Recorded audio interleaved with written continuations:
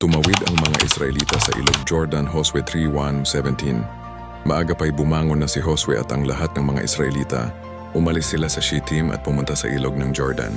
Nagkampo muna sila ron bago sila tumawid. Pagkalipas ng 3 araw, nag-ikot sa kampo ang mga pinuno at sinabi sa mga tao, "Kapag nakita niyong dinadala ng mga pari na Malevita ang kahon ng kasunduan ng Panginoon na inyong Diyos, sumunod kayo sa kanila para malaman niyo kung saan kayo dadaan dahil hindi pa kayo nakakadaan doon. Pero huwag kayong lalapit sa kahon ng kasunduan. Magkaroon kayo ng agwat na 1 kilometro."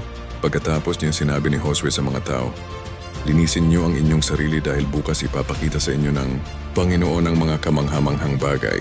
Sinabi rin ni Josue sa mga pari, "Dalhin niyo na ang kahon ng kasunduan at mauna kayo sa mga tao." Sinunod nila ang sinabi ni Josue. At sinabi ng Panginoon kay Josue, "Sa araw na ito pararangalan kita sa harap ng lahat ng Israelita para malaman nilang sumasa iyo ako. Kaya ng pagsama ko kay Moises, sabihin mo sa mga paring tagabuhat ng kahon ng kasunduan na pagtapak nila sa ilog ng Jordan, ay huminto muna sila." Kaya tinawag ni Josue ang mga tao. "Halikayo, sasabihin ko sa inyo kung ano ang sinabi ng Panginoon na inyong Diyos.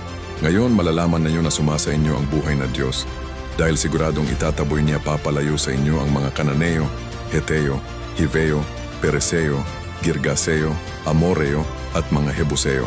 Tiyakin niyo na ang kahon ng kasunduan ng Panginoon na makapangyarihan sa buong mundo ay mauuna sa inyo sa pagtawid sa ilog ng Jordan. Kaya ngayon pumili kayo ng 12 lalaki, isa sa bawat lahi ng Israel.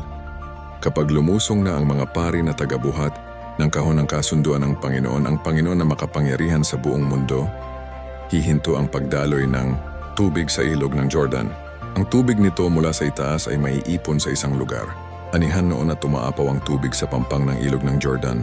Umalis ang mga tao sa mga kampo nila para tumawid sa ilog. Nauuna sa kanila ang mga paring buhat ang kahon ng kasunduan. Paglusong ng mga pari sa ilog, huminto agad sa pagdaloy ang tubig. Naipon ang tubig sa malayo sa lugar na tinatawag na Adam, isang bayan malapit sa Zaretan. Walang tubig na dumaloy papunta sa dagat na patay. Kaya nakatawid ang mga tao sa lugar na malapit sa Jericho. Nakatayo sa gitna ng natuyong ilog ang mga pari na buhat ang kahon ng kasunduan habang tumatawid ang mga Israelita. Hindi sila umalis doon hanggat hindi nakakatawid ang lahat.